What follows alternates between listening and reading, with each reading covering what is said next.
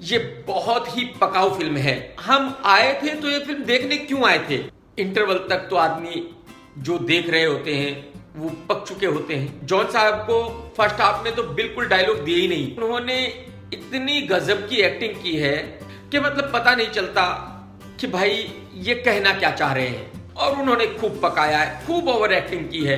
बड़ी ही वाहियात किस्म की फिल्म है। ना इसके सर है ना पैर है। मतलब वो बंदे ऐसे हैं कि कोई भला सा आदमी एक चमाट सही से मार दे तो उठ नहीं पाए। आज मैं आपके लिए रिव्यू करता हूं रॉकी हैंडसम। पहले मैं आपको कहानी बताता हूं। फिल्म शुरू होती है और जॉन अब्राहम साहब कहीं समंदर के किनारे पर आ रहे हैं। बारिश हो रही है। जॉन साहब आकर मछली पे ऐसे हाथ लगाते हैं और जो मछली बेच रही है वो कहती है कि इससे ज्यादा अगर फ्रेश चाहिए तो खुद पकड़ लो जाके। जॉन साहब आगे चले जाते हैं। बारिश हो रही है। फिर कहीं फ्लावर्स के पास जॉन साहब खड़े हैं। अब पहले सीन का और ये दूसरे सीन का क्या मतलब था ये मेरी समझ में तो आया नहीं, बट शायद डायरेक्टर साहब बता दे कि भाई ऐसा क्यों था। फिर सीधे श्रुति हसन कहीं है एक बढ़िया से लोकेशन पे। फिल्म वहां चली जाती है और गाना होता है और बढ़िया गाना है।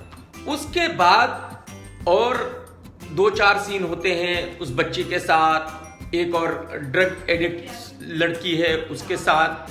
तो डायरेक्टर साहब कहते हैं कि अब मैं आपको बताता हूं कि 1 महीना पहले क्या हुआ था। अब फिल्म चली जाती है गोवा में, क्योंकि जो डायरेक्टर साहब है निशिकांत कामत साहब वो सारी अपनी फिल्में गोवा में ही शूट करते हैं।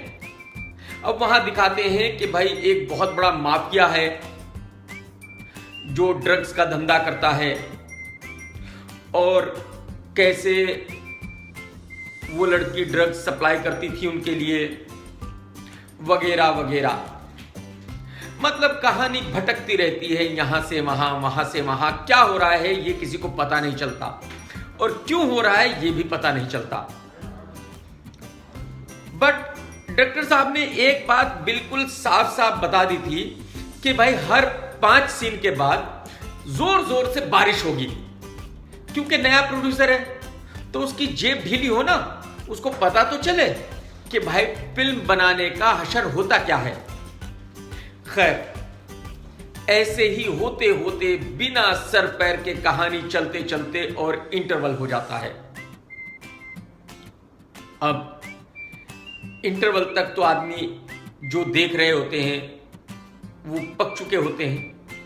खैर उसके बाद कहानी फिर शुरू होती है। अब कहानी में एक नया मोड़ आ गया है। अब जो छोटी बच्ची है वो किडनैप हो चुकी है। जो ड्रग्स माफिया है उन्होंने उसको किडनैप कर लिया है। अब जॉन साहब उसको छुड़ाना चाहते हैं। अच्छा, जो विलन का रोल किया है वो भी जो फिल्म के डायरेक्टर है निशिकांत कामत साहब उन्होंने ही किया है। और उन्होंने इतनी गजब की एक्टिंग की है कि मतलब पता नहीं चलता कि भाई ये कहना क्या चाह रहे हैं। खैर सेकंड हाफ में ये होता है कि दिखाते हैं कि भाई जॉन की वाइफ श्रुति का मर्डर कैसे हो गया। जो जितने विलन हैं उन सबको जॉन साहब ने कैसे खत्म कर दिया। बस यही फिल्म है। अगर आपको याद है तो फोर्स में भी यही डायरेक्टर थे।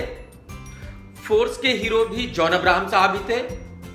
फोर्स की भी यही कहानी थी कि जॉन भाई एक पुलिस ऑफिसर होते हैं, उनकी वाइफ का मर्डर हो जाता है और जॉन साहब उसका बदला लेते हैं। तो मेरी समझ में नहीं आया कि ये फोर्स का रीमेक था या डायरेक्टर को याद नहीं रहा था कि फोर्स की कहानी क्या थी जो दोबारा उसी कहानी पे एक और फिल्म बना दी। अब बात करें एक्शन की, जिसके लिए इस फिल्म को खूब प्रमोट किया गया कि भाई बहुत गजब का एक्शन है। एक्शन तो है। फर्स्ट हाफ में तो एक्शन बहुत मामूली सा है, सेकेंड हाफ में है। बट कौन सा एक्शन है?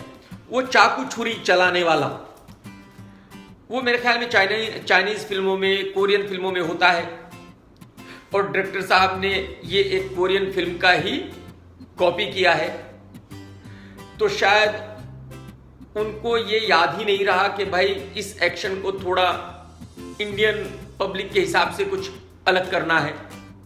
खैर, फिर भी एक्शन ठीक ठाक है। लोकेशन ज्यादा आपको पता नहीं चलेगा क्योंकि डायरेक्टर साहब ने फिल्म को बहुत ही डार्क बनाया है, ब्लैक ब्लैक। अब एक्टिंग की बात करें तो आपको पता है कि जॉन साहब कैसी एक्टिंग करते हैं, बट एक अच्छा है कि डायरेक्टर साहब को यह पता है कि जॉन साहब कैसी एक्टिंग करते हैं, तो उन्होंने जॉन साहब को फर्स्ट हाफ में तो बिल्कुल डायलॉग दिए ही नहीं। वो खड़े रहते हैं, देखते रहते हैं, और जहां कहीं डायरेक्टर साहब उनको कहते हैं कि फाइट करनी है, फाइट कर लेते हैं। सेकंड हाफ में 2-4 डायलॉग दिए हैं, तो उन्होंने जॉन साहब ने वैसी ही एक्टिंग की है जैसी वो अपनी सारी फिल्मों में करते आए हैं। श्रुति के खाली 2-3 सीन हैं और एक गाना है, तो उनकी एक्टिंग के बारे में कुछ भी कहना ठीक नहीं होगा। जो मेन विलन है वो फिल्म के डायरेक्टर निशिकांत कामत साहब हैं और उन्होंने खूब पकाया है, खूब ओवर एक्टिंग की है।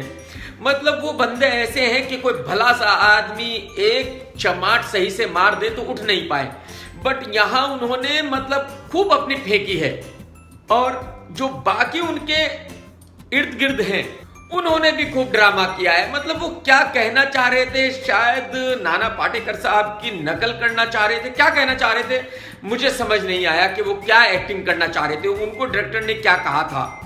मुझे लगता है जब शॉट खत्म होता होगा तो जॉन कहते होंगे कि भाई मैं कैसा लग रहा हूं, तो डायरेक्टर कहते होंगे कि सर आप तो जैसे भी लग रहे हो, आप ये बताओ मैं कैसा लग रहा हूं। तो ऐसी इन सब की एक्टिंग थी। खैर भाई साहब, कुल मिलाकर मैं आपको यह बता सकता हूं कि ये जो फिल्म है ये बहुत ही पकाऊ फिल्म है और मतलब बड़ी ही वाहियात किस्म की फिल्म है। ना इसके सर है ना पैर है। डायरेक्टर साहब कभी 1 महीना पहले चले जाते हैं, कभी 1 महीना आगे चले जाते हैं। अगर डायरेक्टर साहब इस कहानी को सीधा सीधा भी कह देते तो भी कुछ फर्क नहीं पड़ने वाला था, जब कहानी थी ही नहीं। और एक बात मैं आपको बता दूं कि डायरेक्टर साहब ने ये कोरियन फिल्म को फ्रेम टू फ्रेम छापने की कोशिश की है, तो जो उन्होंने उस फिल्म में देखा था वही उन्होंने यहां दिखा दिया है। इंडियन पब्लिक को समझ में आए या ना आए, क्योंकि उनको एक नया प्रोड्यूसर मिल गया था जो 35-40 करोड़ खर्चा करने को तैयार था, और डायरेक्टर साहब ने वो कर दिए, और जॉन भाई ने भी पैसे बना लिए और डायरेक्टर साहब ने भी पैसे बना लिए। अब वो प्रोड्यूसर बेचारा जिंदगी में दोबारा फिल्म बनाने की हिम्मत नहीं करेगा। तो खैर, मैं कुल मिलाकर इस फिल्म को देता हूं आधा स्टार। आधे से ज्यादा मैं इस फिल्म को दे नहीं सकता, और मेरी बिजनेस रेटिंग है 1, क्योंकि ये फिल्म किसी तरह मर मरा के बड़ी मुश्किल से 20 से 25 करोड़ का बिजनेस कर ही लेगी। अब मैं तो आपको यही सलाह दूंगा कि आप थिएटर से 1 किलोमीटर दूर रहें, बट अगर आपको बहुत शौक है कि नई फिल्म देखनी है तो बिल्कुल जाइए, पैसे बर्बाद कीजिए, टाइम भी बर्बाद कीजिए, बट साथ में पेन किलर लेते हुए चले जाना, क्योंकि उनकी आपको इंटरवल में जरूर जरूरत पड़ेगी।